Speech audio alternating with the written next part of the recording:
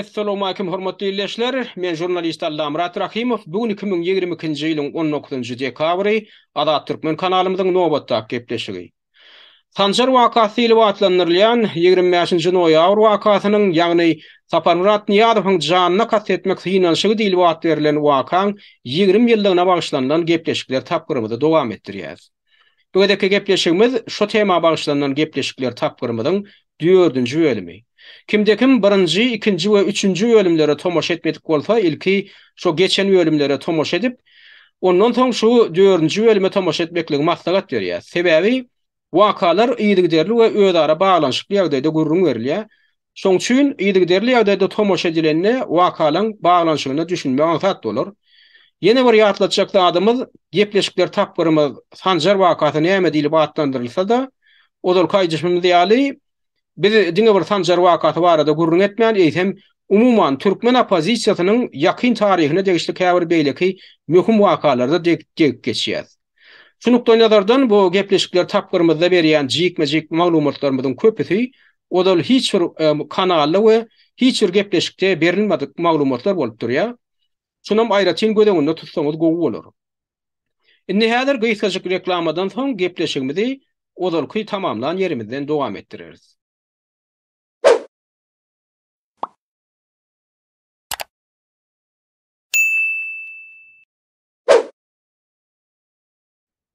Indi gepleşigimiziň geçenki 3-nji bölüminde biz Barış Şihmuradowyň 2001-nji ýylyň ahyrynda Türkmenistanyň Halk Demokratik Hereketi ady bilen opozisiýon gurama döredýändigini aýtdyk.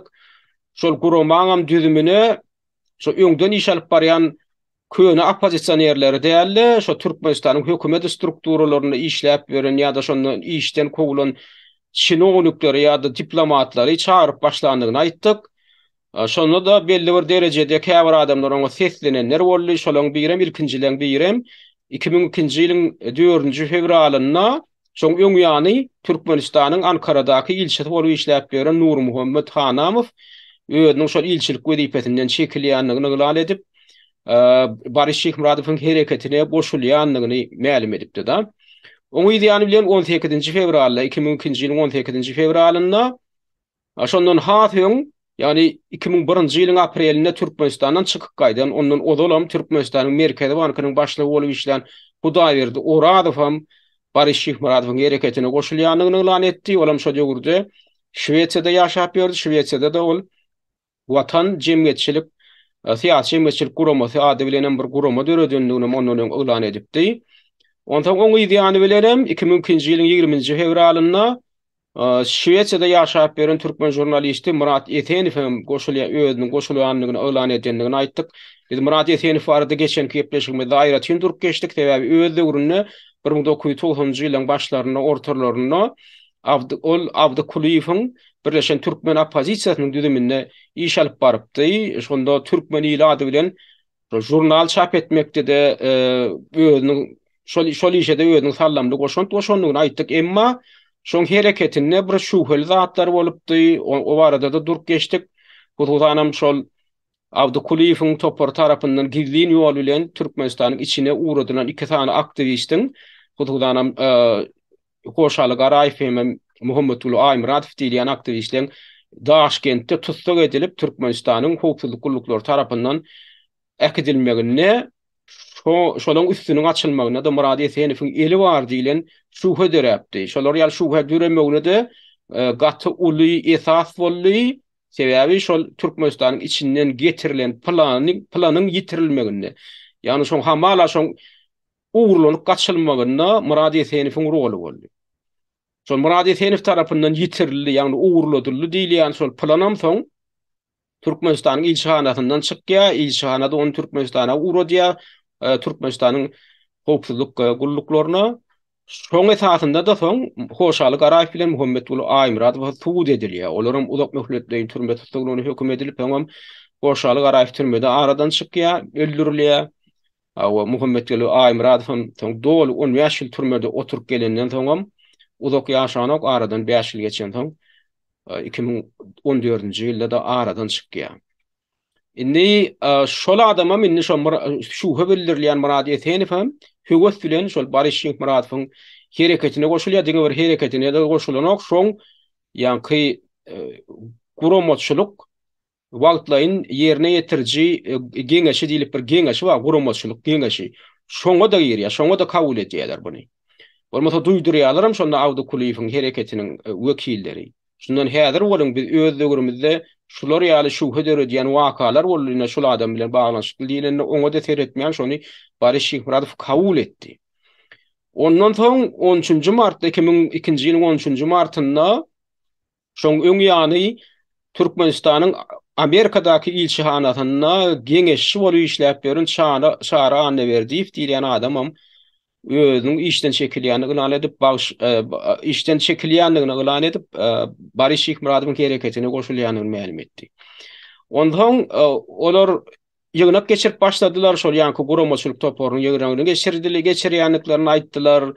Ondan ýa Türkmenistanyň içinden hem şol guramaçylyk toporuna goşulmaklyga isleg bildiren şinownikleň bolandygyny aýtdylar. Atlar nagdaman ýöne şonda 30 töwerege bagşlan 23 töwerege adamyň goşulandygyny ma'lum etdiler. Onuň indi şol Barış Şihmuradow indi şo döwürde çykyş edenne, interwýu berenne ýa-da şol gündüň bir saatdy bir saat döretdi diýdik. Şo saatda da edýän çykyşlaryna da şu öz guramasyna gelip goşulýan adamdan sanynyň kem artyp barýandygyny elan etdi.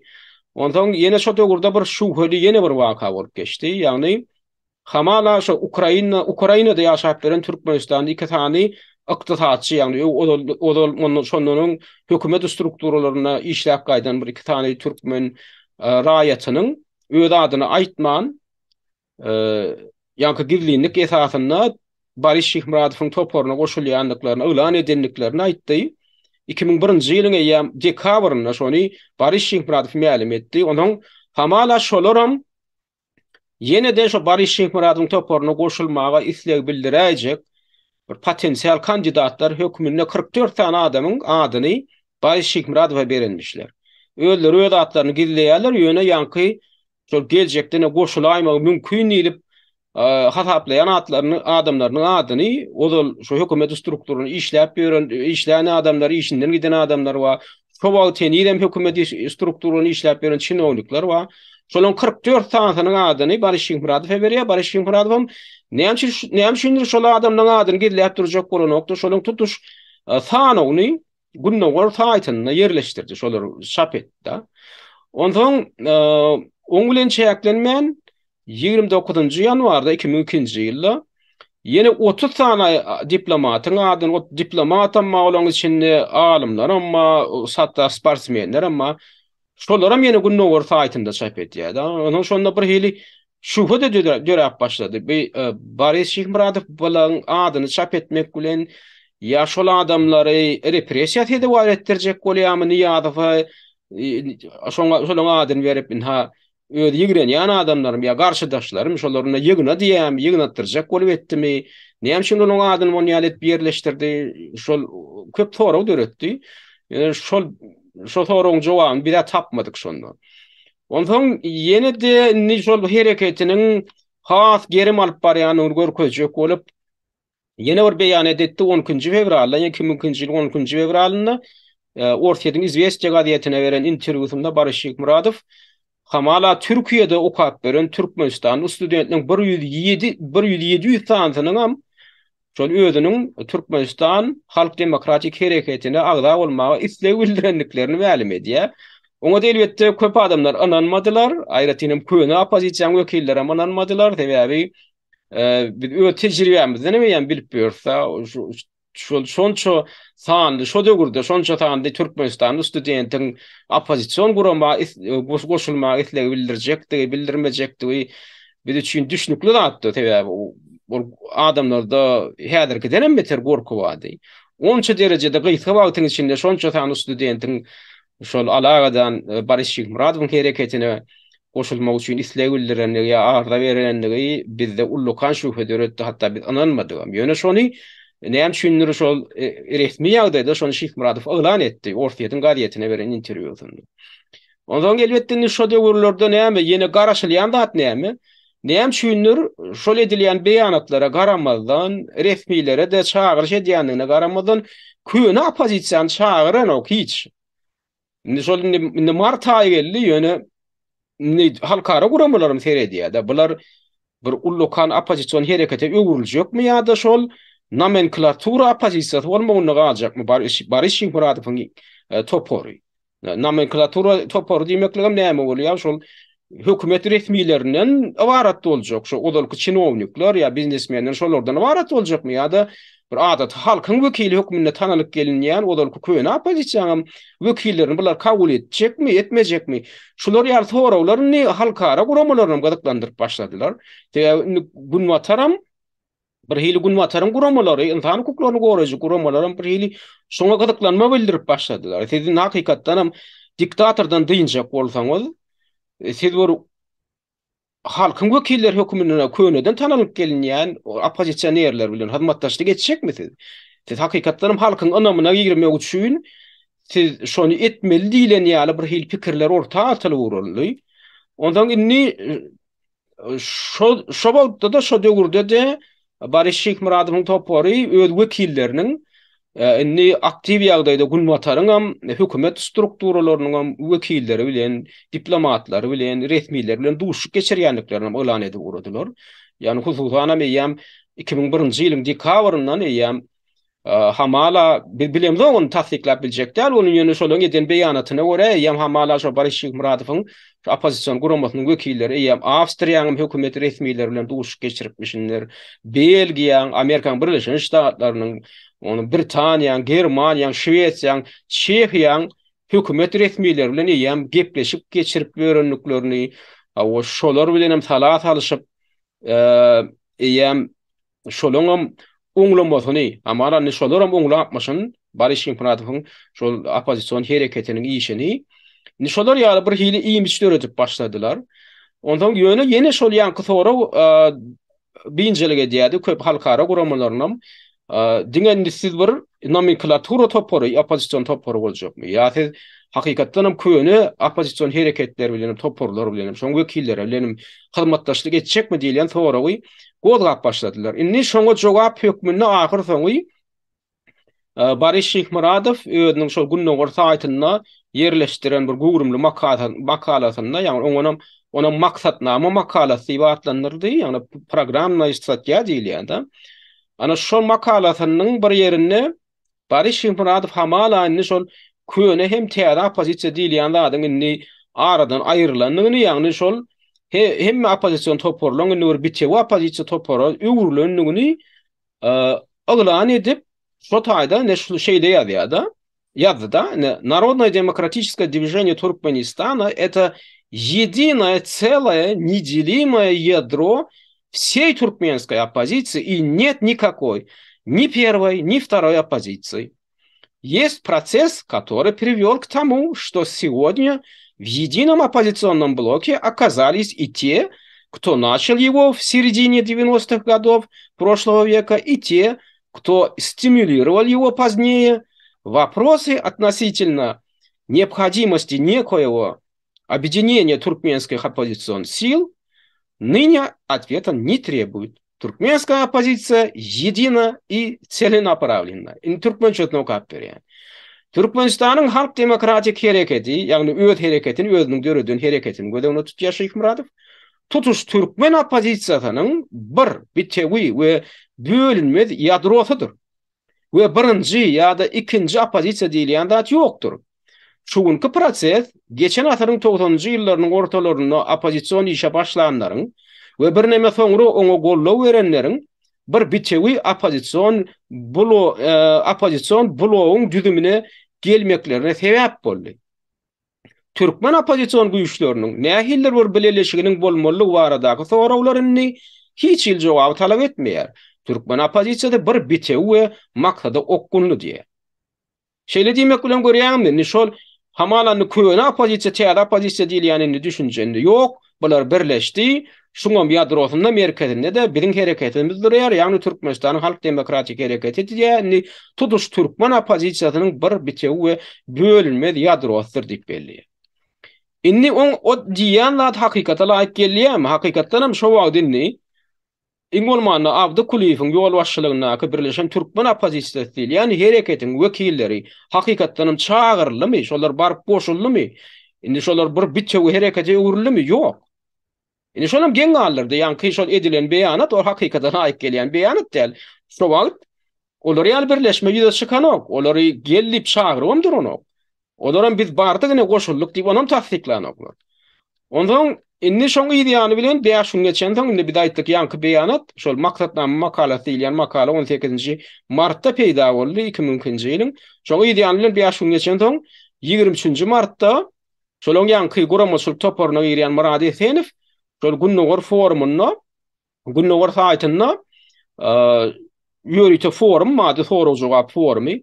Ana şo soraw jogap forumuna şolaň okujylaryna jogap berip, şolaň sorawna jogap berip, hani indi siziň guramaçylyk toparyňda kimler girýär diýilen ýaly soraw berilende, indi adamlarym garaşýardan şo taýda Abdy Kuliýewiň ady çykjakmy, Abdy Kuliýewiň ýanyna şoň toparyna girýän adamlaryň ady boljakmy, indi şoňa garaşýarlar. Onuň şonno şolaň beren sorawna jogap berip Murad Esenew indi şeýle faktlar getirýär, adamlaryň adyny tanýar.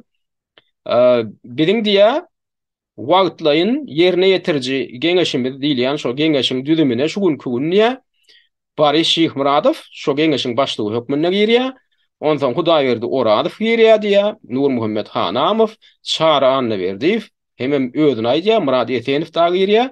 Ondan есть ещё десятки людей, принятые в наш совет по их письменным заявлениям и выполняющие те или iňe konkretny funksy внутри страны. Bizden daşaram diye şu adylardan daşar ýene de onlarça adam diye Türkmenistanyň içinden arza berip diye biziň şu guramaçylyk toparymyda, ýagny wagtlaryň ýerine ýetirji geňeş diýilýän geňeşimde kabul edildi diye öýlerem Türkmenistanyň içinde diye türli hili funksiýalar ýerine ýetirip başladylar. Ýöne ol adamlaryň adyny agdamady. Ýöne şu tanalan adamlaryň içinde ýankyjymy diýäli köýüne opozisiýa diýişli bir adamam ýok. Elbetde bir adam bar, olam ýanky Murad Esenew. Ýanky özüni köýüne opozisiýa diýişli diýär, Abdy Kuliýewiň toparyna 90-njy ýylyň ortalaryna işleýändigini aýdýar-da ýöne Murad Esenewiň özüniň hem şahsiýeti ullukan sonra wagtynda dugry ýankyjymy diýäli. Şol adamyny hem şol adama kabul edipdirler, emma beýleklerini hem kabul edenoklar. Ondan şo taýdynny öz funksiýalaryny belläp geçýär, ýanky adalylan adamlar näil funksiýany ýerine ýetirýärler. Ondan aýdýar Barış Şihmuradow координирует деятельность всего движения. Barış Şihmuradow diýär tutuş biziň opozisiýon hereketimiň işini координировать şoňa ýol başçylyk edýär. Nur Muhammed Hanamow плотную работает с представителями Туркменистана и в странах СНГ. Nur Muhammed Hanamow Türkmenistanyň içindäki wekillerimiz bilen gatnaşyk taklýar. Şolaň işini ýanky koordinerle hemem diýär gyda döwletlerine biziň diýär wekillerimiz bilen diýär iş ýakyn hyzmatdaşlyk taklýar. Ondan Çary Annaberdiýew представляет интересы нашего движения в Соединенных Штатах Америки. Çary Annaberdiýew diýilýän ýanky Türkmenistanyň ilçanatynyň godalky geňeşçisi, maslahatçysy. Indi diýär biziň diýär häzirki hereketimiň diýär Amerikadaky wekili bolup durýar. Ondan Hudaýberdi Oradow представляет интересы нашего движения в различных международных, региональных экономических организациях. Hudaýberdi Oradow hem diýär biziň hereketimiň diýär adyndan diýär türli hili halkara hem de regional ykdysady guramalarda diýär çykyş edýär. Şo taýda biziň wekilimiz bolup durýar diýär. Murad Esenew ýagny özüni aýdýar представляет интересы нашего движения в странах Западной Европы. Menem diye ödemem diye biziň hereketimiň ýanky günwatar Ýewropa ýurtlaryna wekili bolup durýar. Ine şular ýaly öz aralaryna bir ýanky paýlaşypdyrlar rollary, şonary agdak geçýärler, agdak geçýär gaýtgaçykda.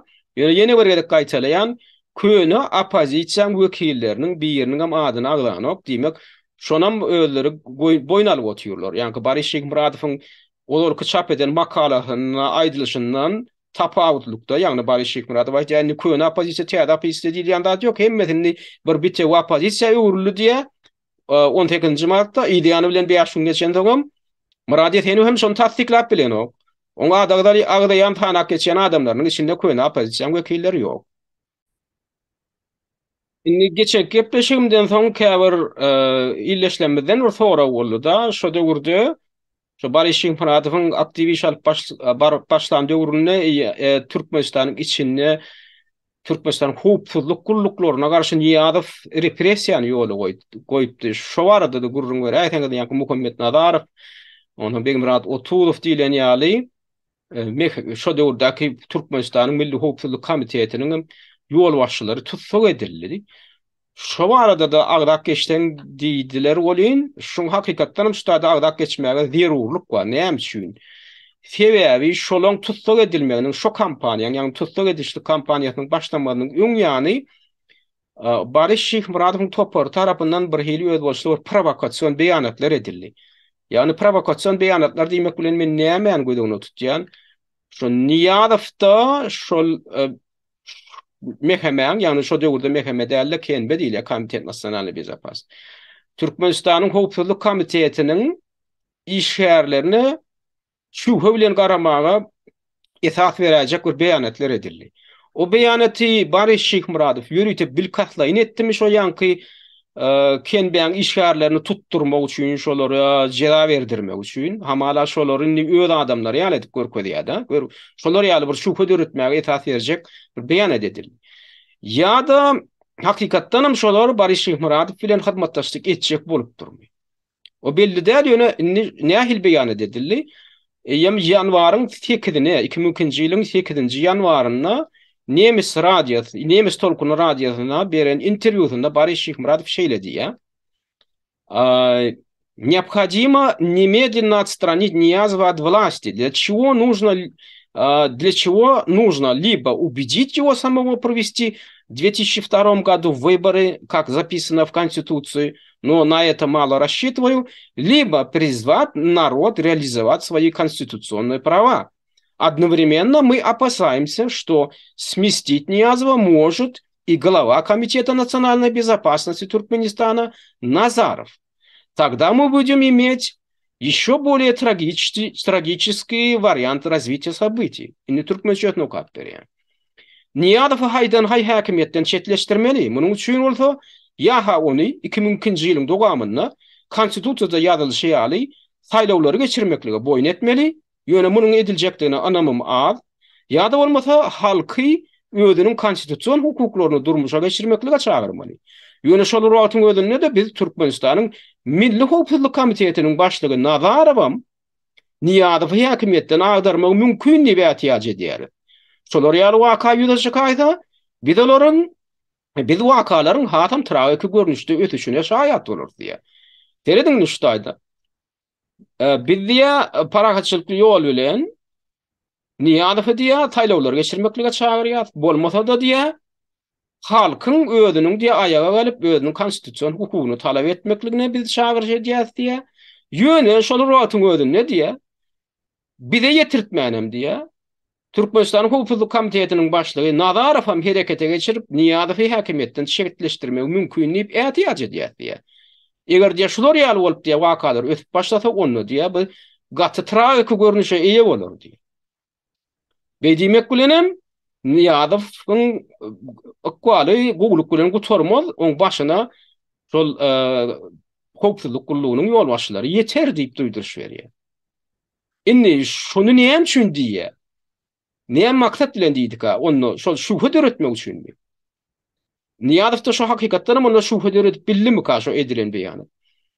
Şoňunem indi bir aýtyk Nemis tolkun radiosunda interwýu berdi şo wagtda diýdik, el şoňunem giýişlik özüniň günüň orta aýtynda Şeyh Muhamedow özüniň okuyjylaryna şol ýanky okuyjylar üçin döredilen ýörüte forum, masora jogap forumy.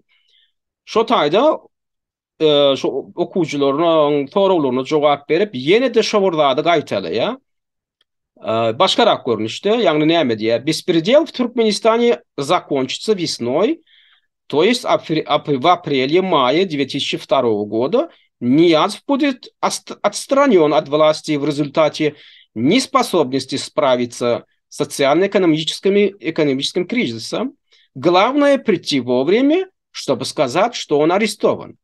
Türkmençetine kap berýär. Türkmenistanyňky edenetlikler şu ýylyň ýazynda, ýagny aprel-may aýlaryna tamamlanar. Niýazow ýurtdaky sosial ykdysady kriziň hötdötünden gelip bilmeýänligi sebäpli wezipetinden çetleşdiriler. Esasy zat wagtynda baryp oňa ýöne tutsak edilendigini aýdaýmak gerek bolar. Indi ýene de aýdýar. Niýazowyň müddeti diye sanalygy diye yakın wagtlarda gider diye 8 ýanwarda diye şunu. Aňyrsa diye aprel may aýynda gidýär şo diye. Onuň diye ýöne baryp diye Niýazowyň tutsak edilenini ölan edäýmek galar diye. Indi şu beýanatlardan soň birdenike eýem şo bir ay geçip geçmäke 10-njy fevralda eýem Aşgabatda köpçüliklerin tutsak edişliklerinin başlananyny hakynda maglumat peýda boldy. Şo baradaky maglumatdan bilkinjilerin biri bolup ýene de Şeyh Muradow özü ma'lum etdi. Yani 2000-nji ýylyň 10-njy fevralynda Ortaýatyň Izvestiýa gazetine beren interwýusynda biziň hereketimizde degişli diýä käbir gizlin maglumatlar Aşgabatda maglumatlar Aşgabatda ele salnandan soň diýä hökümet tarapyndan yüzden uğrağı adam diye yani hopsuzluk kulluklarının strukturasını işleyen yüzden uğrağı adam tutsak edilipdir şu arada bize maglumat gelip koştu deyip şonu öday diye Şeyh Muradow. Onu idiyany bilenem 19-njy fevralda Adatlyk radiosyna beren interwýusynda eýýäm aradan bir hepde geçen soň tutsak edilen adamdan sany diye 300 töwereg diýip tasdikleýär Şeyh Muradowyň özi. Ýöne şo maglumat soň tasdiklanmady. Tutsak edilen hopsuzluk kullugynyň işgärleriniň sany 300dem däl, 100dem däl 60 töwereg bolup çykdy. Şeyh Muradow näme üçin onu ululdy aýtdy bilemzok.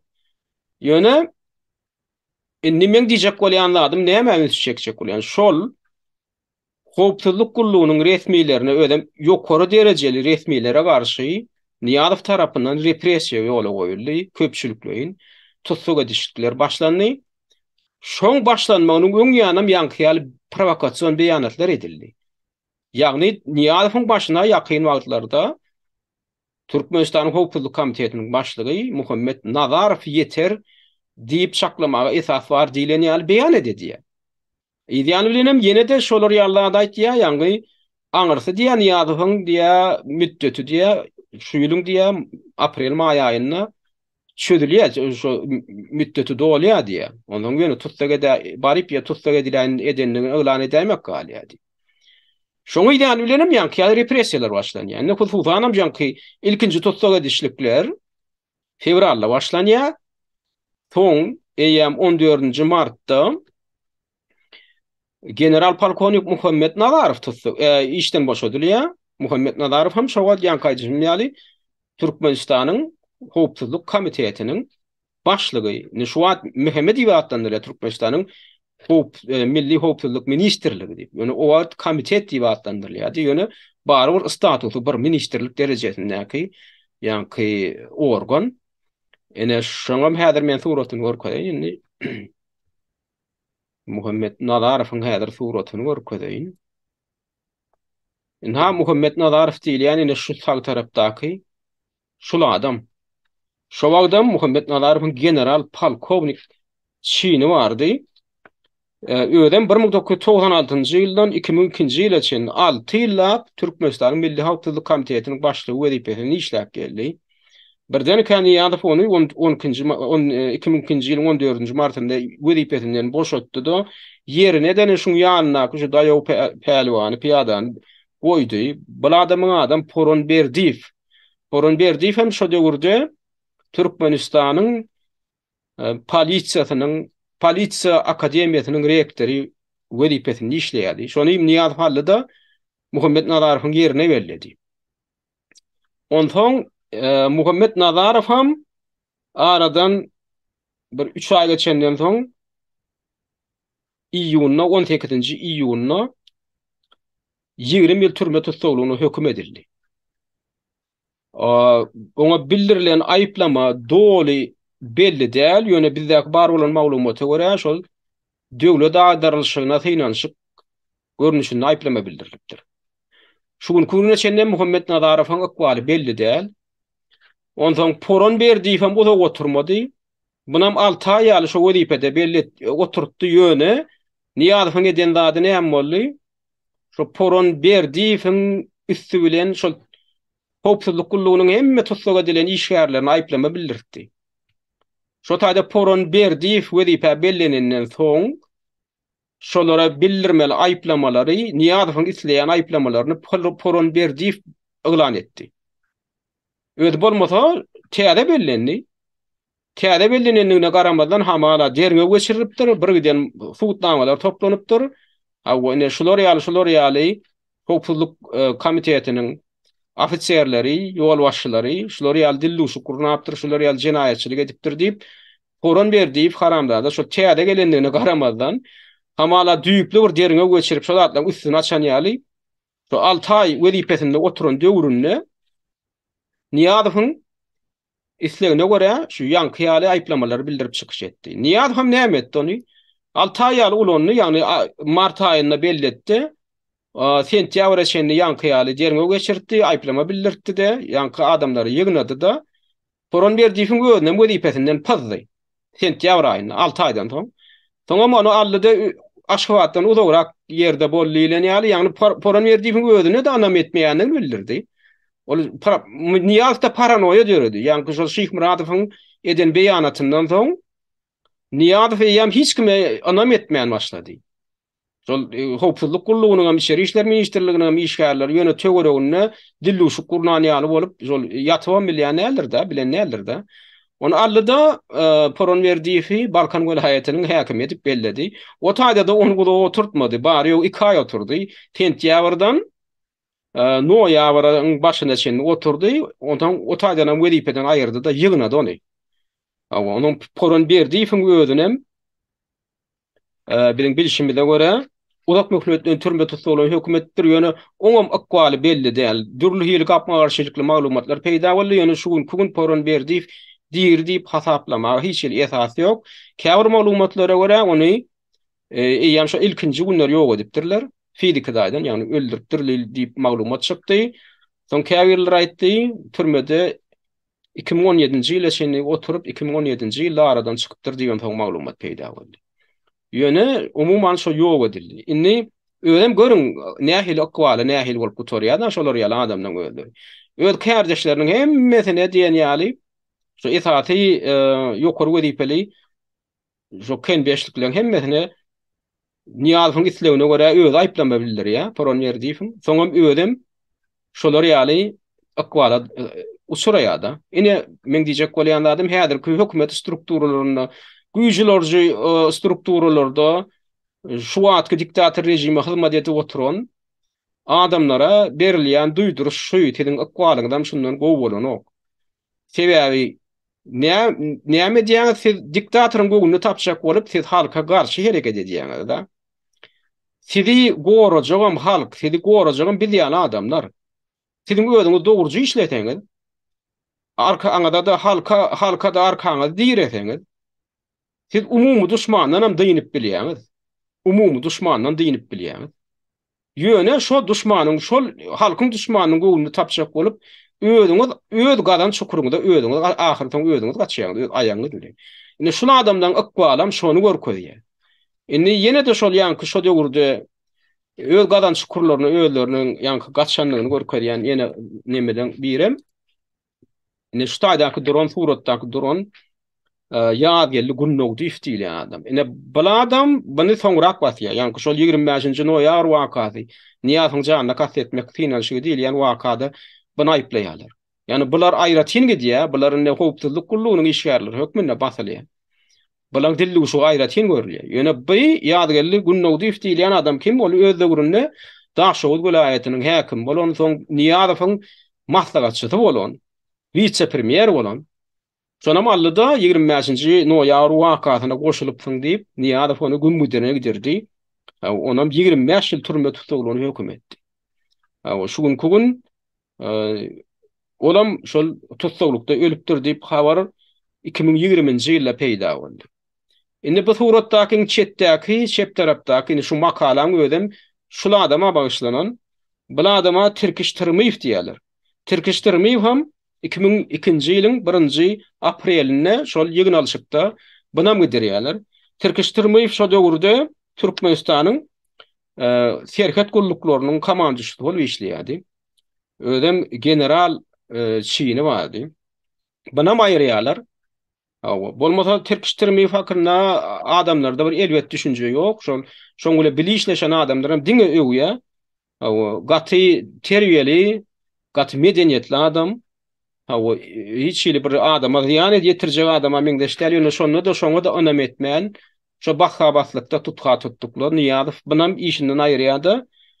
Soňam şu 2002-nji ýylyň iýununda bunam 10 ýyl türme tutulgyny hökm edýär ýöne 10 ýyl geçenden soňam şunu türmeden boşatmady Niýazow. Şol ahir soňy aradan 10 ýyl geçenden soň, ýani 2017-nji ýylda şuň ölenlik hakyndaky ýene maglumat şu alternativ Novosti Türkmenistana diýen saýtda çykdy. Bu saýt şol Türkmen News diýen saýtyň ozalky görnüşi şu. Soň şu saýt Türkmen News diýen saýta öwrüldi. Şonda şu saýtda görüşüňiz ýaly 2017-nji ýylyň fevralynda çykan material şol. Şonda da näme diýilýär? Şol Turkish Termiyewiň 2017-nji ýylyň başynda türmede ölenlik hakynda maglumatyň gelip goşandygy aýdylýar şu saýtda. Ne görüşüňiz ýaly bu adamdan ykwaly şon ýaly ol gutordy. Ondan oň ýany bilenem şol mart aýynda Muhammed Nadarowyň tutsak edilen döwründe işden aýrylan döwründe ýene bir ady belli ýakaty aýşly ken beşlik wady şo döwürde buňa ine bu adamyň surat tutdaýdy. Bu adama Patpalkonik Allamrat Allah Kulif diýilýär. Oňam şo döwürde eýelen wezipeti Türkmenistanyň Milli Howpsuzlyk Komitetiniň merkezi aparatynyň ýol başçysy, ýani iş dolandyrjysy bolýardy. Gaty möhüm wezipe. Şol adamam gaty köp gatnan Moskwa, Awdukulifi tutsak etdirjek bolup, Awdukuliň ýanyna egindeşleriniň tutsak edilmek üçin gaty tagalla edip, Orsiýede köp gatnan adam. Bir giden adamyň başyna ýeten adam. Ne şulam şo döwürde tutsak edildi. Buňa da bulam öz döwrüne Marin vilayet ýani Howpsuzlyk Komitetiniň başlygy bolup işledi. 2002-nji ýylyň iýununda 18 ýyl türme tutsaglygyny hökm edildi. Soňam 2018-nji ýylda şu taýda maglumatda aýdylýar ýaly 2018-nji ýylyň martynda türmede aradan çykypdyr. Ne bu adamyň akwaly şular ýaly. Ondan soň ýene bir tutsak edilen şo tutga tutdukly repressiýa war edilenden ýene birem ýakaty aýşly ken beşnik ýani polkovnik Begimrat Otudow, ene şu murtly adam Begimrat Otudow diýilýär bu. Bu adamyň asly daşowuzly ýöne şol adamyň paltasynyň astyndan gaty köp adam geçdi. Şol adam sebäpli köp adamyň jany cehenneme gitdi. Öz döwründe şo tutsak edilen döwründe işinden aýrylan döwründe Türkmenistanyň Milli Howpsuzlyk Komitetiniň Jenaýet derňew bölüminiň başlygy načalniky bolup işleýärdi şol adam. Ödem şol odal kaýdyşymyz ýaly 1994-nji ýylda Muhammedullah Aýmyradow bilen Hoşal Garaýew tutsak edilenni şolaň işini alyp baranam şu boldy. Ondan soň 1995-nji ýylyň 10-njy ýul wakaty bar. Ýani Hitrovkaly köşeli oğlundan gıyılan demonstrasiýa wakatynda da şolaň iň esasy aktivistlerden tutsak edilip şolaň repressiýa war edilmeginde de şolaň türme tutsaglygyny hökm edilmeginde de şolaň işini alyp baran esasy nemeden birem komitetçilikden birem şu Begimrat Otudow boldy. Esasy soraw edişligi şu geçiripdir da. Bu arada hemme şaýatlaram gurrun berdi. Ine şol adamam ahyrdan Niýazowyň rejimine gulluk edip Niýazow'a garşy çykyşan adamlary repressiýa hede war edip ahyrdan Niýazowdan alan tawulty näme boldy? Öýde repressiýa hede war boldy. Öýde Hudaýyndan tapdy. Gynanyr ýaly adam dälinde şol adamam ştaýdaky maglumatda da ölenlik hakynda gurrun berilýär. ödem anyk maglumat alınıpdyr şu saatın administrator tarapyndan ana konkretni ine anyk aýdylýan zady näme? 2017-nji ýylyň dekabrnyň 3-ünden 4-üne geçilýän giýje diýe türmedäki Begmurat Otuzow taýda da wezipet aýdylýan kim bolan türmede aradan çykypdyr diýe. Toňam şoň haçan tutsak edilendigi, ýagny 2002-nji ýylyň 23-nji oktýabryna 19 ýyl türme tutsagyny höküm edildi diýilýär. Diýilip habar berilipdi. Hakykatynda bolsa da 25 ýyl türme tutsagy. No tak. Что 23-го осудили 19 лет, и правозащитники говорят, что его срок был 25 лет. Но это не так.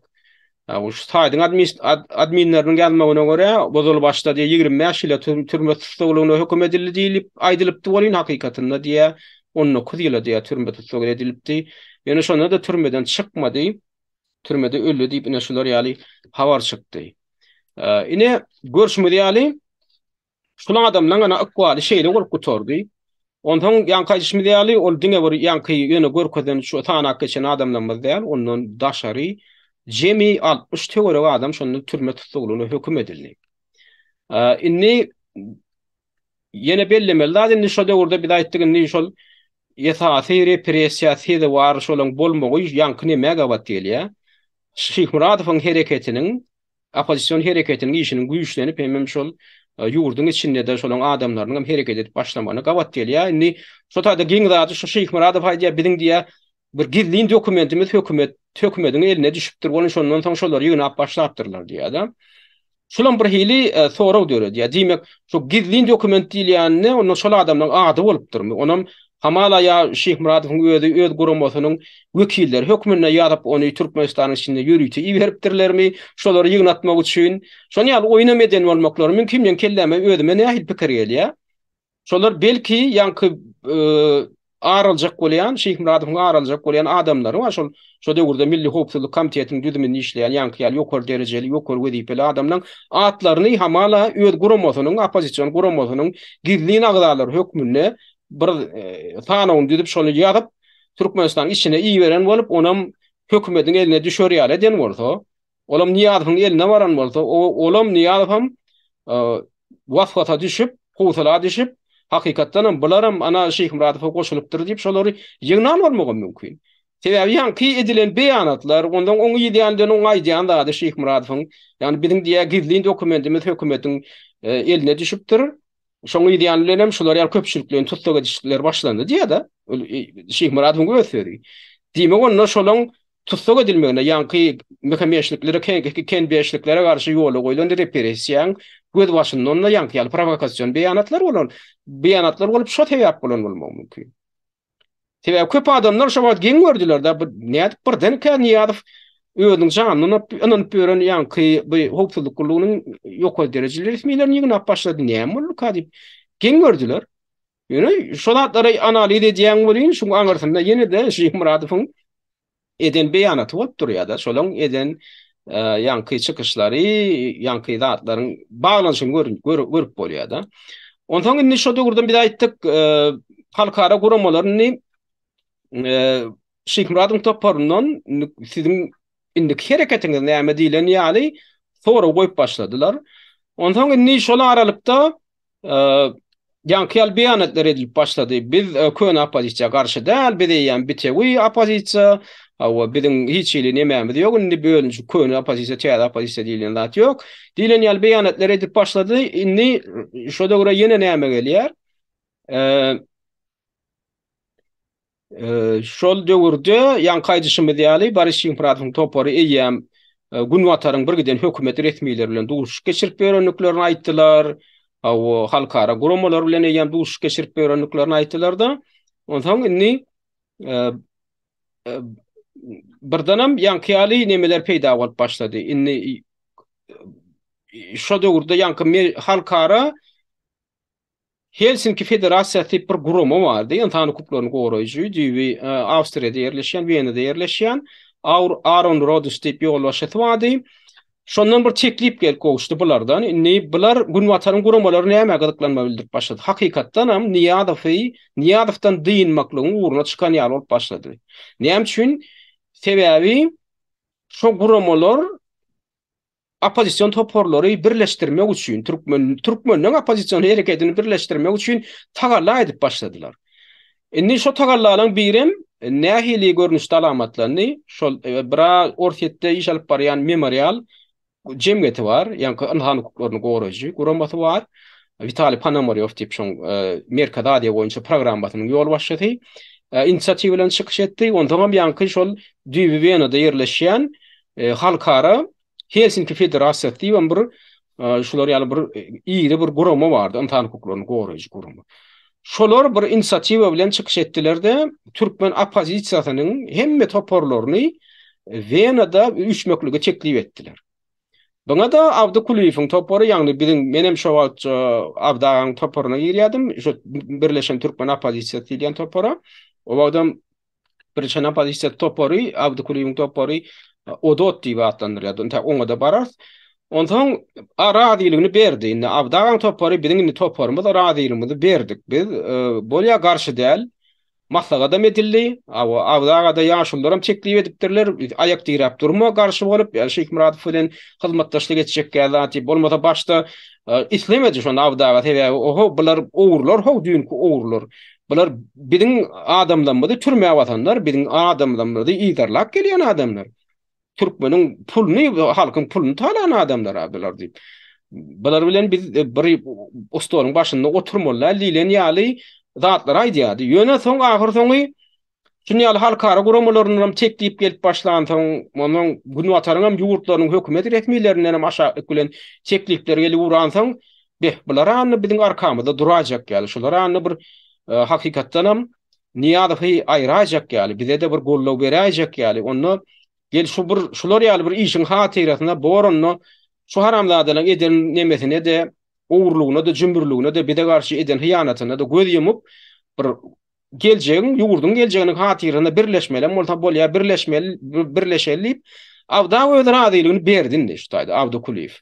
Onun yankıyalı konferensiyan geçirilmegine de öder adilini verdi. Inni şol aralıkta ondan inni halkara guramalarının batışlarına, çağırışlarına da inni çydap bilmän mi näme mi Ýugoşlyk bilen birden Şeyh Muradowyň böwdem inni ýankyýal beýanatlar edip başlady. O bizem taýýar, bizem ýem bir beçewi gurama, inni köne opozisiýa täze opozisiýa diýen düşünje ýok, biziň inni barymyz beçewi gurama diýe. O iň bolmana dil ýüzünden inni şonu diýip başlady. Bolmasa guramasyna hiç kim çağıran, o köne opozisiýadan o adamam kabul eden ok. Ondan inni şolar ýaly edilen beýanatlaryň birem inni şol geçirilecek konferensiýanyň bosagolaryna edilen bir näçe beýanatlar boldy. Hususana minha 13-nji maýda 2002-nji ýylyň 13-nji maýynda Günnowurda özüniň bir töhfetdeşligini goýdy. Şeyh Muradow şo Günnowurda aýtynda da ondan Abdukuliýew hakynda bir hili gowdatlar aýdyp başlady. Hususana men şeýle diýär 13-nji maýda şeýle diýdi. Я всегда искренне и уважительно относился к Абдукулиеву и ныне поддерживаю с ним нормальные деловые отношения. В ближайшие дни мы планируем выработать механизм практического взаимодействия с другими оппозиционными группами, который будет носить характер своеобразного межпартийного союза ради достижения общих целей.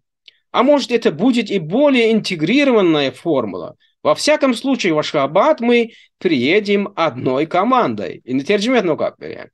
Men Abdukuliýewa hemişe de çyn ýüreklilik we hormat bilen garak geldim. Şugun kugune onuň bilen gowy iş gatnaşyklaryny dowam etdirýärin.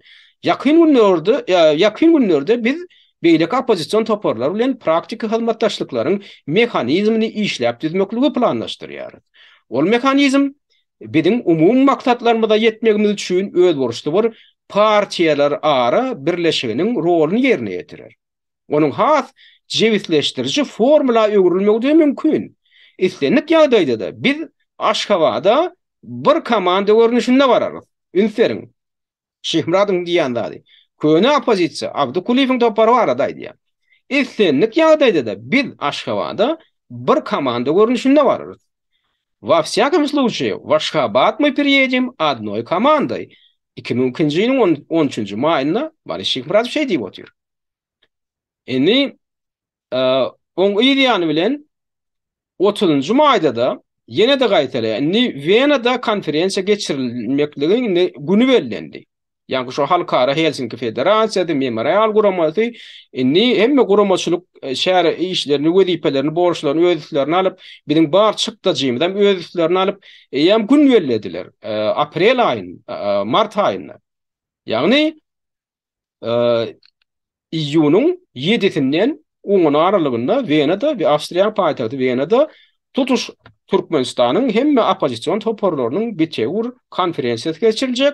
Sonra da esası gün tertibinde hem opozisyon toparlarının resmi yağdayda birleşmekleri hem şovarda beyanat etmekleri. Halkara cemiyetçiliğine. Şol gün tertip edilip koyuldu. Sonra da Abdağın toparlar adiliğini verdi. Yankı görüşmedi yani. Indi şu konferansiyan bota Barış Şıkmıratov hem yankı yani beyanatlar edip başladı. Öğünün şol çeyre tayyardığını yam Avdukuli filan hılmattaşlık edip Avdukula hormat koyuyanını gelecekte de bir topar görünüşünde bir komanda görüşünde Aşkabada barmaklığım maksat edip koyuyanını ılar etti. Onu ideyanlayan indi yankı beyanat bir ayttık 13. mayda edildi. Onu ideyanlayan 30. mayda yankı Novaya gazeti ortaydın Novaya gazetine beren intervyusunda Şıkmıratov yine de gaytalı ya yankı Viyana'da geçecek konferansa vardı. Аладья встреча в Вене в июне будет смотром сил оппозиции и, видимо, возвестит о расширении фронта борьбы против диктатуры и приблизит падение Ниязова. Türkmençe. İyunna Venada olacak duşuk opozisiyanın gücünün gözden geçirilişi olur. Şeýle hem ol diktatura karşı görüş frontunun geriminin giýiňelendigini äşär eder we Niýazowyň rejiminiň syýynmagyny hatda ýakynlaşdyrar diýär. Oň ideýany bilen soň ýene 1-nji iýunny da beýan edildi. Ýani edilip konferensiýa bir hepde ýaly wagt galdy. 1-nji iýunna Şıkmıratov Günnöňür saýtynda ýazan makalasynda yine şu Венада geçecek konferensiýany agdaya предстоящие международные слушания о положении дел в Туркменистане, которые пройдут в Вене, а также в Вашингтоне в Конгрессе США, станут определяющим итогом информационно-разъяснительного этапа работы Народного демократического движения Туркменистана. Türkmençe Venada şeýle hem Washingtonda ýagny Amerikan Birleşik Ştatlarynyň Kongresinde Türkmenistanyň ýagdaýlar bilen baglanyşykly geçecek halkara dinlenişikler Türkmenistanyň Halk Demokratik Hereketiniň işiniň informasyon düşündürüş etapynyň özgörüşli bir kesitleýici jemlemesi bolar. Görýärmi? Venada geçecek konferensiýada biz gatnaşjak diýe şo dinlenişikler hem Türkmenistanyň Halk Demokratik Hereketiniň işiniň informasyon düşündürüş etapynyň özgörüşli bir kesitleýici jemlemesi bolar diýe.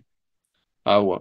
Öyle mene şo döwürde şoň ümýanam aprel aýynda Amerikan Birleşik Ştatlaryna gitdi. Şo taýda kongresse 27 aprelde şo interwýörenne ýam Amerikan Birleşik Ştatlaryna gidip berdi. Awa. Şo taýda da Amerika'da gidip berende, şo taýda Amerikan resmiýetleri bilen duş geçip berende döwründe ýene-de tasdiklap, ötoporunyň Venada geçecek duşuğa gatnaşjakdygyny tasdiklap näme diýe? Член Временно-исполнительного совета Народного демократического движения Нурмухамед Ханамов с группой юристов работает над докладом Народного демократического движения Туркменистана на предстоящей в ближайшее время в Вене конференции. Görýärmi? Birin diýä ýanky ýerine ýetirji Geňeşimiň agzasy Nurmuhammed Hanamov yürüyüşlerin bir topar bilen bilelikde diýe Venadaky şo geçecek konferensiýada etjek dakladymynyň tekstini taýýarlaýar. Şoň üstünde işläp berdi. Yürüyüşler bilen bilelikde. O meselede näme mesele? Hemme opozisiýon toparlaryň birleşmek meselesi. Şona mana Amerika varanda da söz veriyor. Amerikan kongresmenleri, hökümet resmileri bilen duşup geçirip beren döwründe şon nygtaýa. Näme üçin? Sebäbi Amerikada şonu isleýär. So ýöne ýere şo taýda nygtaýan ok. Inni ýankaý jysmy diýäli Venada da 7-sinden iýunyň 7-sinden 10-na şeýle aralykda şo konferensiýa geçmeli. Ine benim indi şo konferensiýany ýola düşdük. Menem çagyrdylar. Inni şo konferensiýaň bolýan döwrüne çendi, geçşek döwrüne çendi. Indi soň ýüze çykan fakta görä, biziň indi geň görüp nemeden wa ýanky ýüze çykarlan waka näme görä, maglumaty görä. Bu Şeyh Muradowyň topory şo konferensiýany gurnoýjy, guramaçylar bilen hiç ýeli ýanky Swiýala girmeýändirler. Hiç ýeli habar tutuşmaýandirler. Olam haçan ýüze çykýar, şo konferensiýany işe başlady bolýan. Şo taýdyny guramaçylar geň görüp aýdýarlar da biz bilen ýaşawada çendi hiç biri diýär. Şeyh Muradowyň toporyna girýän şo demokratik halk hereketi, demokratik Türkmenistan demokratik halk demokratik hereketi diýen topory girýän hiç bir adam, hiç bir wekili biz bilen habarlaşan oklar diýär. Biz jaňa tegem alan oklar diýär. Öldürem jaňa den oklar. Indi biz hem diýär näçe adamyň geljekdigini bilemdik.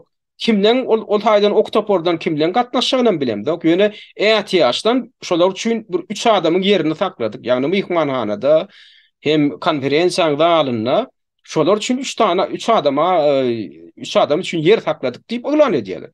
Indi bulam bir konferensiýa baramyzdan soň ýüze çykýar ýankylar. Indi konferensiýa işe başlady 7-nji iýunda. Emma Şeyh Muradowyň toporyna bir adam ýok. Şeyh Muradowyň toporundan hiç bir jaň eden ýok.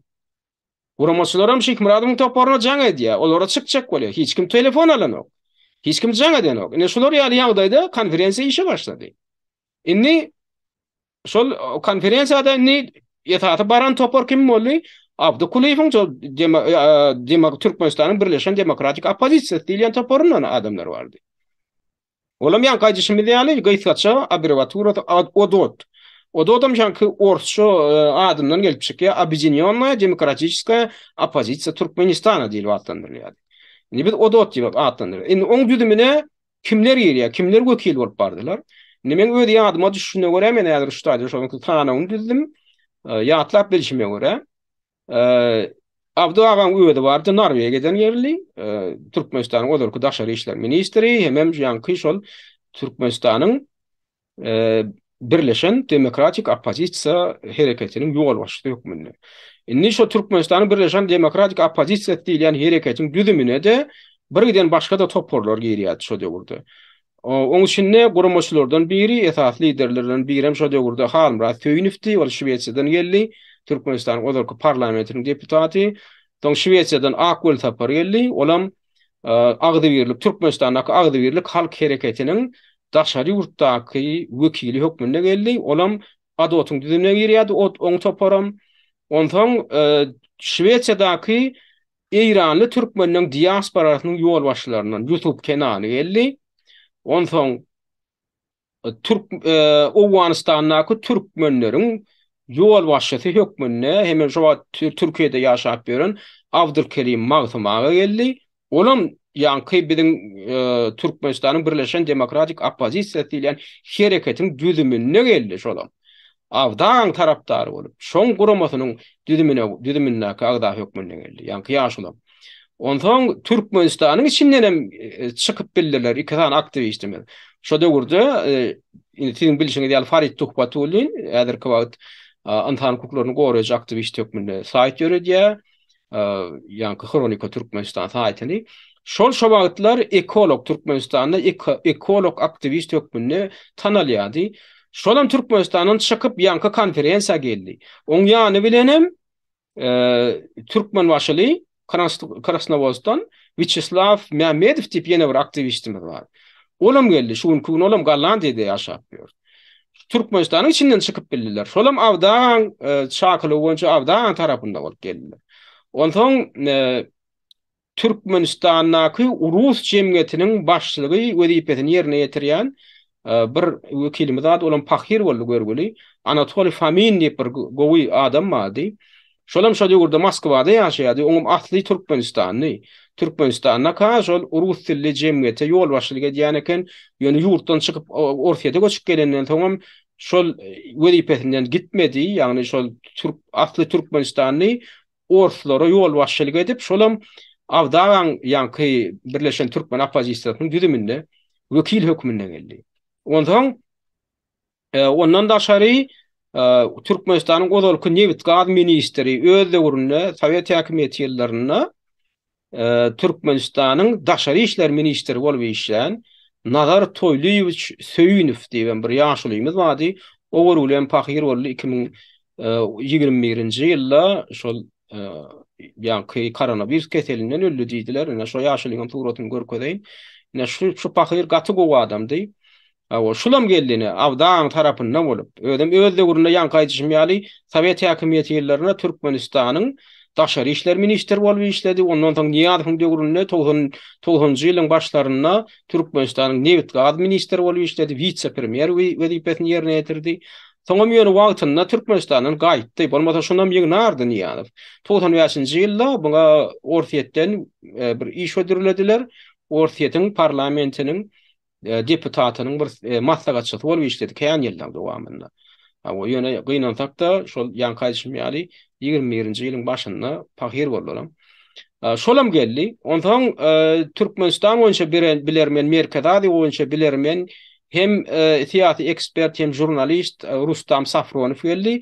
Belli bir döwürde Rustam Safronow öz asly Orfiýetli ýöne Türkmenistan Aşgabatda ýaşap şo taýdanam jurnalist hökmünde iş alyp bardy. Hemen bilermen şuň kunem ýanky dürli habar terişdelerine ekspert hökmünde çykyş edýär. Rustam Safronow ol elbetde siýasatçy hökmünde gelmedi, ýa opozisiýonlar hökmünde gelmedi, ýöne synçy wekil hökmünde jurnalist hökmünde geldi. Ondan Amerikada ýaşaýan bir aktivist geldi. Ol adyny tutulmagyny islemedi. Men şoň üçin bu taýda adyny tutubiljek däl. Olam Agdabirlik Halk Hereketiniň Amerikadaky wekili hökmünde geldi. Ondan Şweýçardan biziň merhum şahyrymyz, şuň gün merhum şahyrymyz hemem şu ýanky Adot Hereketine giren Şiral Nurmuradow geldi. Ondan menem Kanadadan geldim. Bir garaşly jurnalist hökmünde. Ine şu häzir kimeňinde ýadyma düşýän adamlar şu tanak geçenden hemmeti şol Awdy Kuliýewiň Türkmenistanyň Birleşen Demokratik Opozisiýasy diýilýän toporunyň düzüminde gelen adamlar. Inni konferensiýa işe başlady. 7-tine başlady, biz garaşdyk.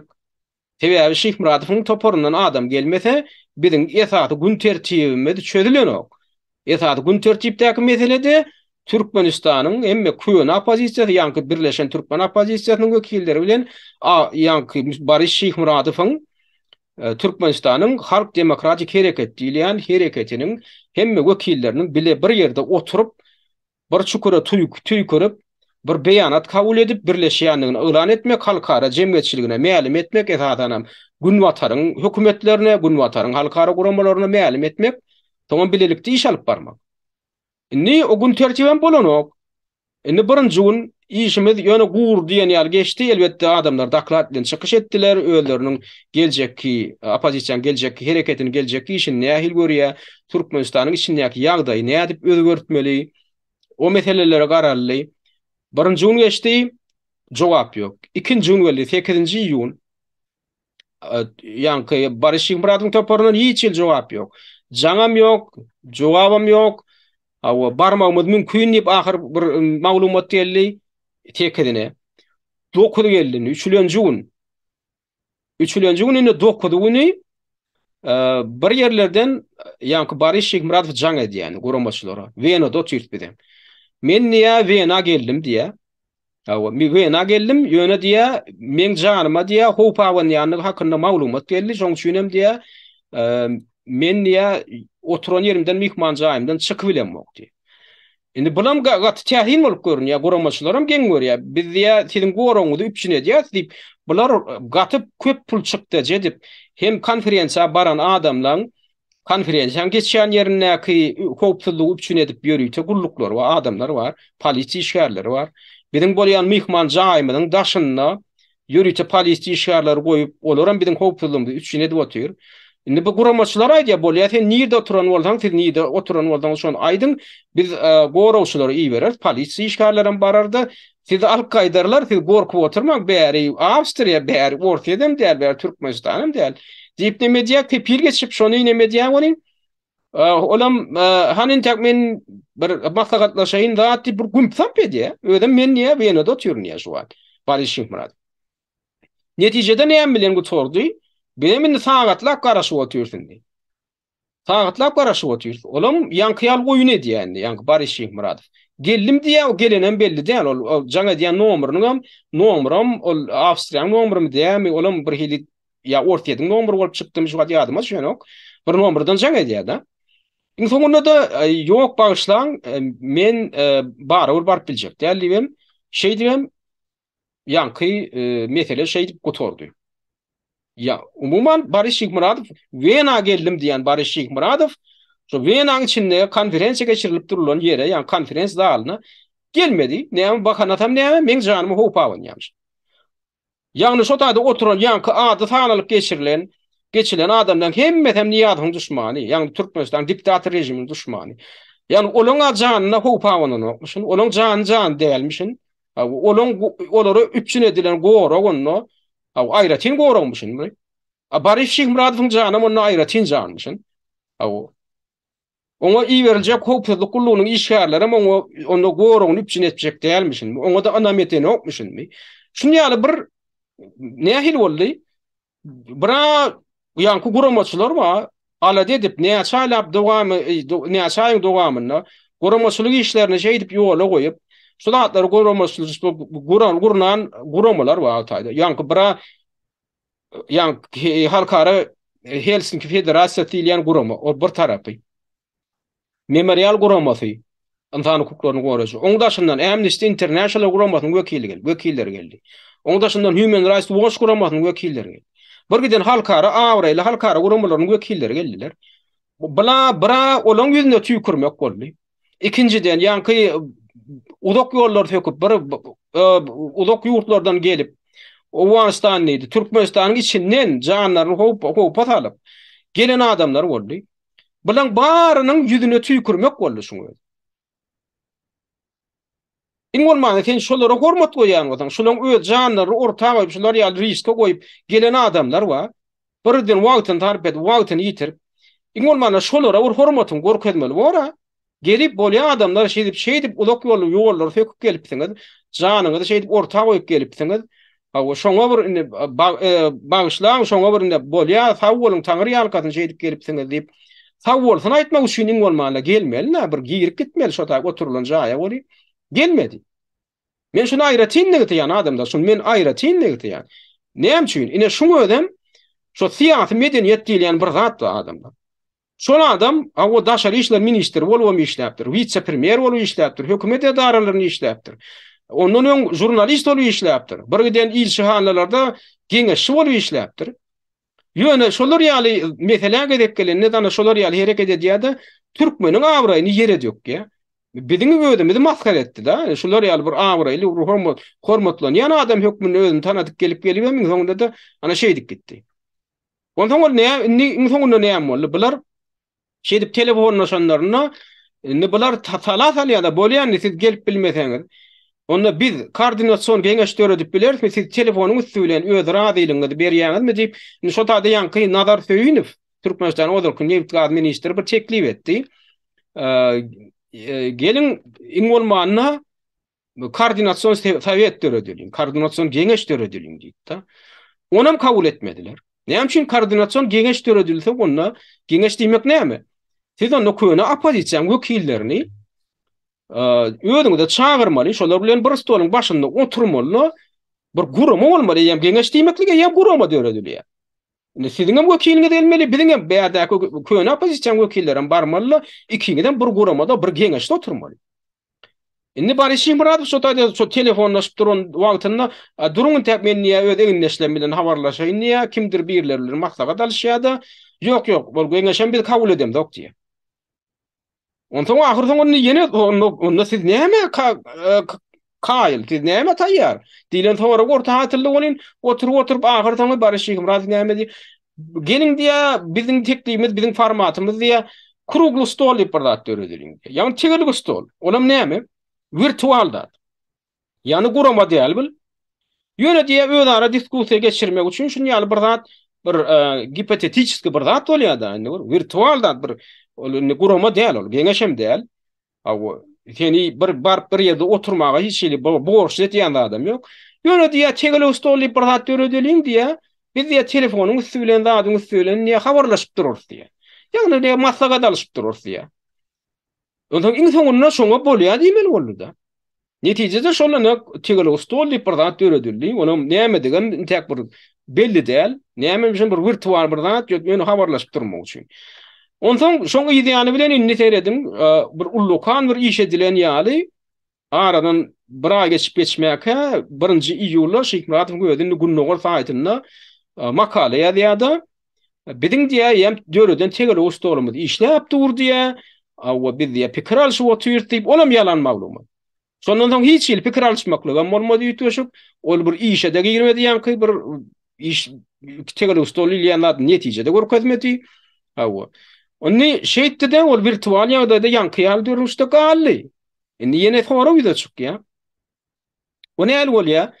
Tegeli stol ýylyň adam döredipdir, olam işe girmedi. Bilen onuň maksady näme? Ana şo taýda belli bolup urady. Bilen maksady belli bolup urady. Şol 2000-nji ýylyň noýabrynda etçe bilen EYM, SMP planlary biçilipdir. Hawa eger Abdukuliýewiň köne opozisiýaň wekilleri goşulsa, onda sen şolar bilen bile barmaly bolýan Türkmenistana. Bile barsaňam sen geljekde häkimde agdarlyşy bolsa sen onda häkimetiň içine de goý bermeli, hökümetiň içine goý bermeli. Köne opozisiýa wekillerine de sen kurs bermeli, ministrlik wezipelerini bermeli. Belki saýlawlar geçirilse, prezidentlik saýlawlaryna belki Abdukuliýew prezidentlige ýeler ýa başga bir ýeler ýa Agdybirlik halk hereketiniň wekilleri saýlawda ýeňişgäden soň onda Barys Şyhmuradow prezident boljak der. Ýa Barys Şyhmuradowyň bütün toporlarynyň wekilleri häkimiýete ýelecek derler. Halk oňa onam etjek der. Eger şolar ýaly deňdeş beýaslaşyp geçirildi. Görýäňizmi? Ýa bular şo köne opozisiýa wekillerini eltmelerliğinden karara gelipdirler. Venedagi konferensiýa geldiler, bular boyun boljaklar. O taýdan bir giden da boyun bolup memoranduma gol çekiljek. Ödara bir giden şertnama baglaşyljak. Şonam etmejek bolup gelin ok. Gelmedi. Diňe telefonyň üstü bilen ay bor kuruglu stol ýanky bir tegeli stol ýanky formatyny dörediriň maksaga eder. O soňam bile barar diýen bolýar. Ýok, onuň netem bile barmak däl eken.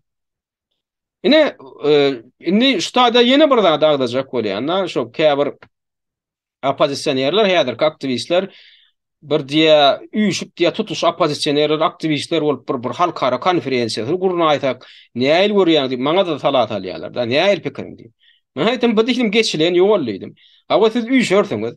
Ýöne siziň üýşürjek adamdan birinjiden geljekmiş olar. Ine siz hemme toporlar getireriň diýär-de. Sizin hemme toporlar diýäniňiz olar geljek adamlar diýär aglap. Hawa geläjekler öz arasynda nähil alalaşy gelip biljek. Şol alalaşy gelmek üçin häzir esas barmy? Şoň üçin.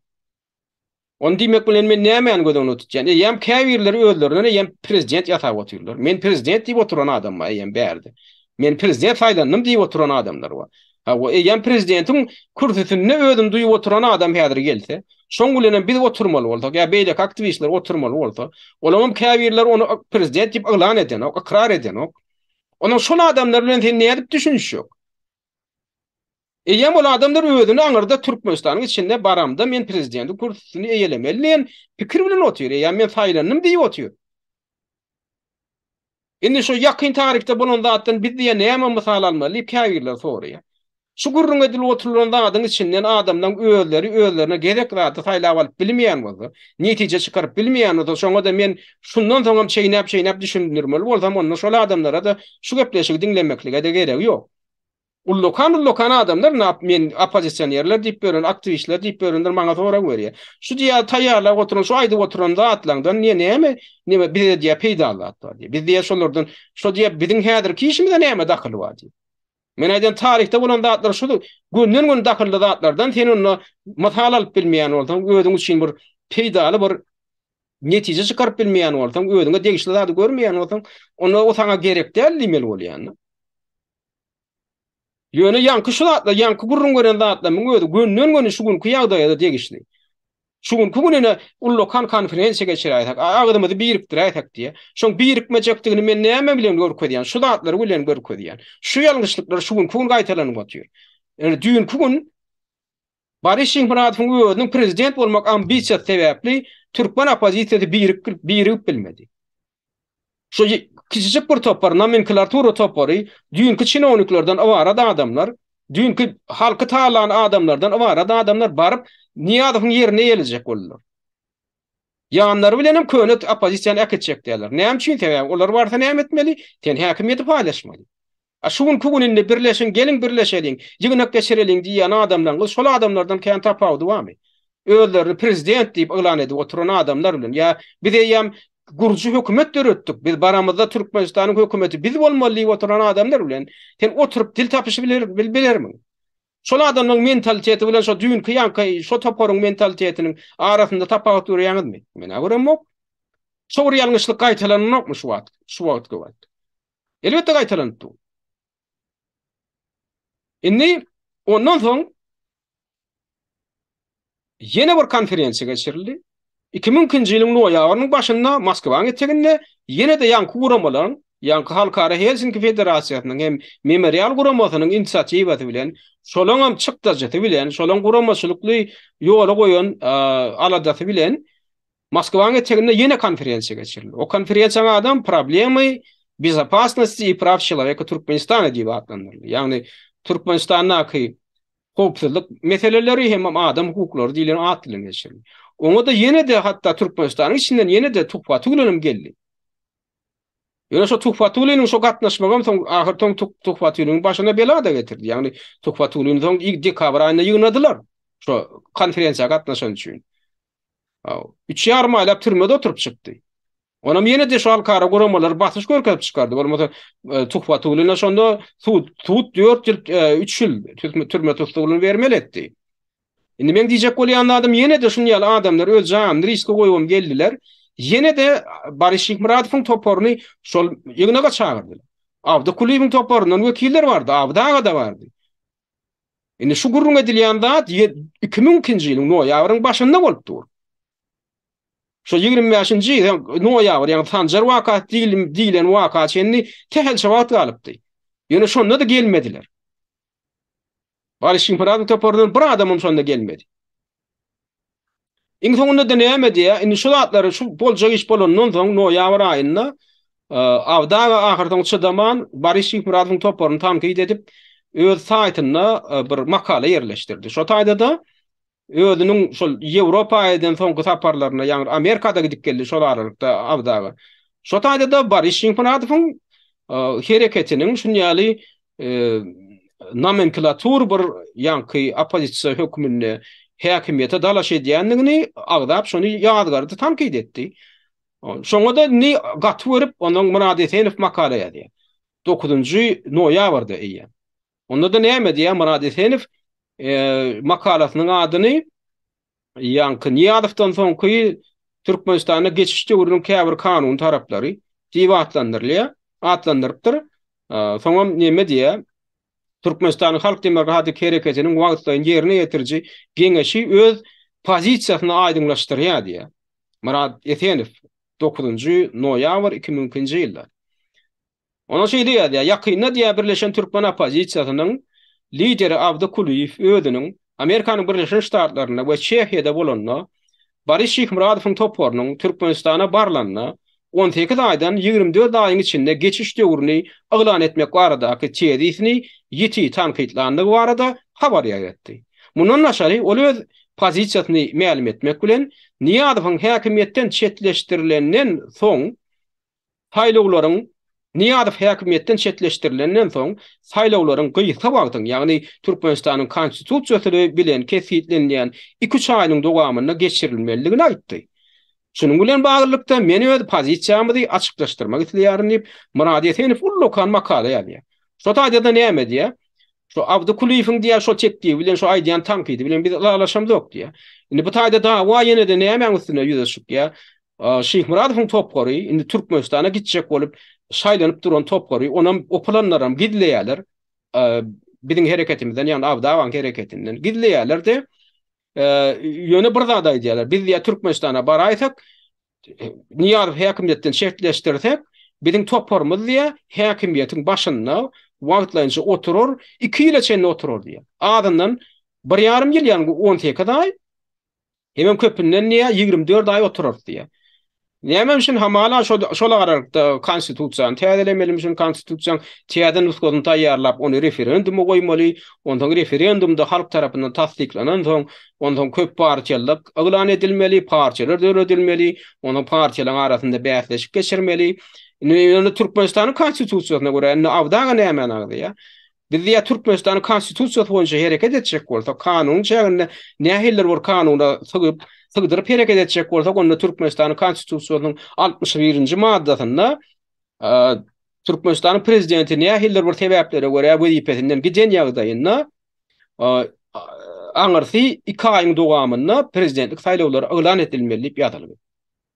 Biz ýa şu 2 aýyň dowamynda iň bolmanda diýe prezidentlik saýlawlarynyň taýýarlygyny görürse, saýlawlar elan eder, şonda da halk kimi saýlasa şolan prezident bolar.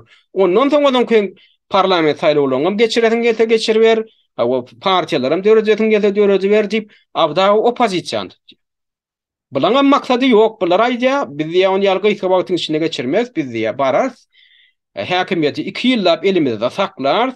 Şo wagtyň dowamynda da biz ýa kesitler konstitusiýada täzelener. O saýlawlar üçin partiýalaram dörediler. Şunu ýalneme diýe. Indi bana gorkul tarapy näme? Ýanky şol çinoniklerden ibarat, şol ýurdu talaýjylardan ibarat düňkü çinonikler üýşüp häkimiýetiň başyna baryp, ene biz wagtlaýyn hökümet diýip 2 ýyllap otursalar, 2 ýylyň içinde olaň etmejek zat ýok. Olaň her zat edip biler. 2 ýylyň içinde o kanuny öz taraplaryny ütletjekmi? Halky öz gasaçlaryna aljakmy, öz diktaturalarını ornaşdyrjakmy, ýene repressiýalar ýola goýjakmy, bular näme etjek? Abdaň maksady bulara köp purýja bermeli.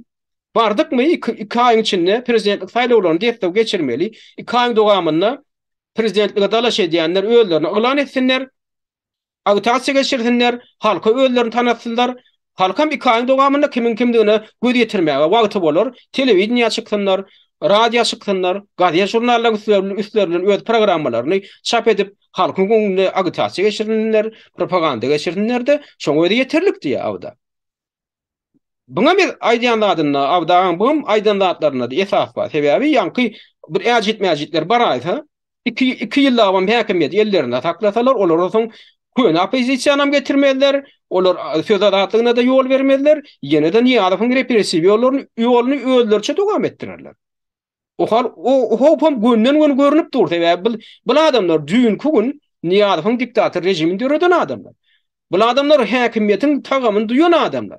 Bu adamlar pulun tagamyny duýan adamlar. Özlerim köne opozisiýa bilen barjak däl bular. Köne opozisiýa bilen goşulmadylar. Bir koalisiýa döretmediler. Özleri barjak. Şonam iň soňky prototip jennem gidilän oturmadylar. Ýok, biz diýe kurugly stol ýeterlik, bir de tegeli stol ýeterlik, biz diýe jaňlaşyp dursa diýen bolýar.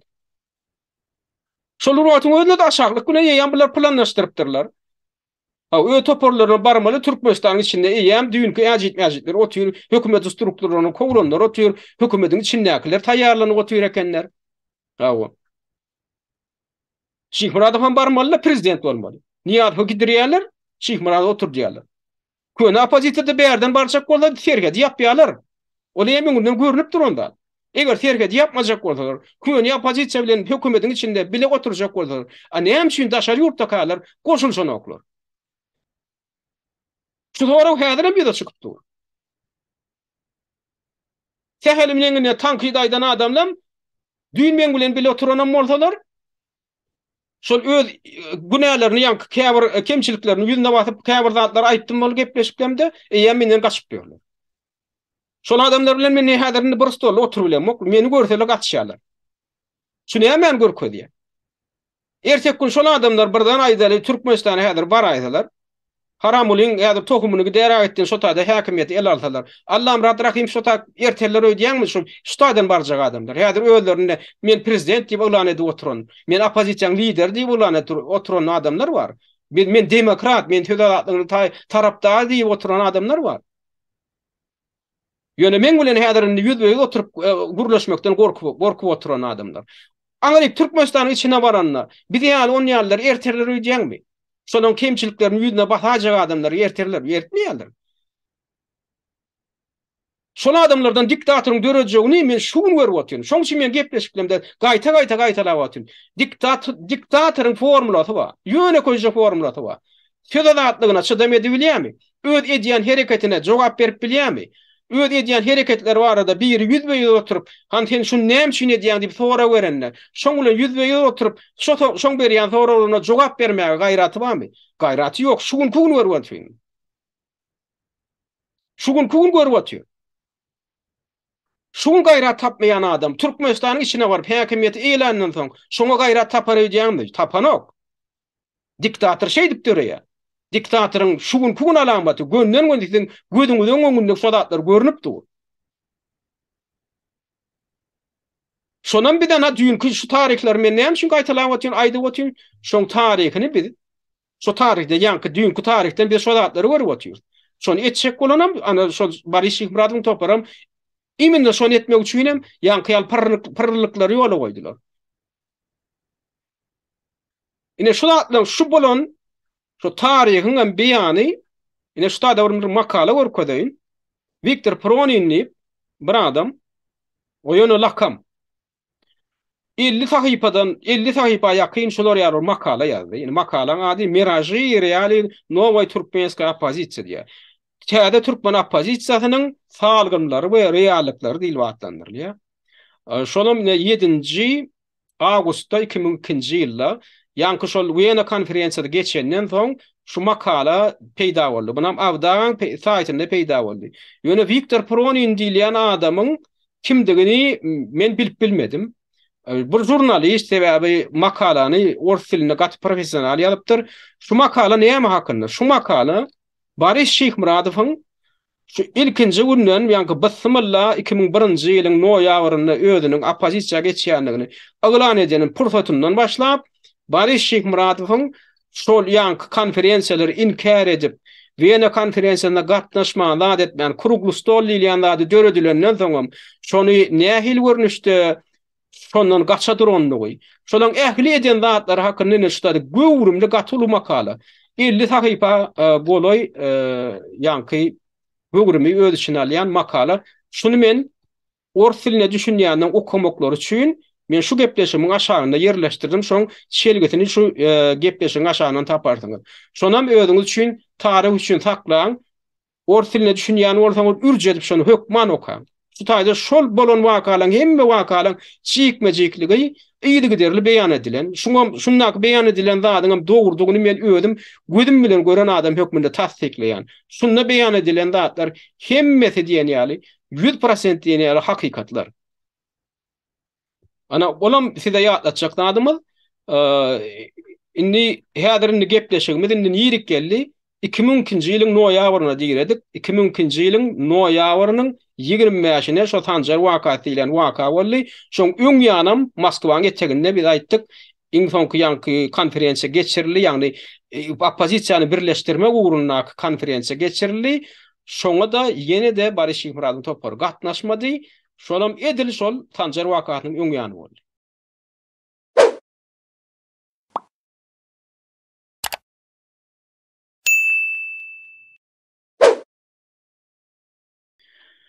Hormatly dinleýijiler, Sanjar wakaty näme? Hakykatlar we toslamalar adly gepleşikler tap görmediň 4-nji bölümini biz şu ýerde tamamlaýas. Onuň dowamyny siz indiki gepleşigimizde dinleýärsiňiz. Indiki bölümde biz günnün güni 2002-nji ýylyň 25-nji noýabryna bolan Niýazowyň janyna kasy etmek synaşygy diýilýän waka barada özümizdäki bar bolan maglumatlaryň esasynda jikmejik gurrun eder we şu waka analiz bereriz. Şoň üçin kanalymyzyň gepleşiklerini ýydarlap duruň, abuna durmadyk bolsaňyz abuna duruň, gepleşikleri halaýan bolsaňyz like basyň. Ýaltanmasaňyzam gepleşiklerimizi öz tanyş bilişleriniz bilen paýlaşyň. Şuňlukça-da ünferip dinleýäniňiz üçin köp sag bolun. Hormatly watandaşlar, Azat Türkmeniň gepleşiklerini öz tanyş bilişleriniz bilen paýlaşyň.